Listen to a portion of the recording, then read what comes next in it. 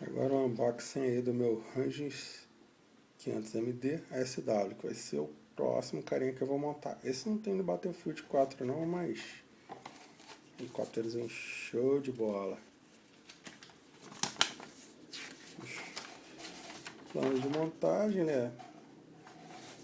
Bem simplesinho. Aqui a parada de pintura.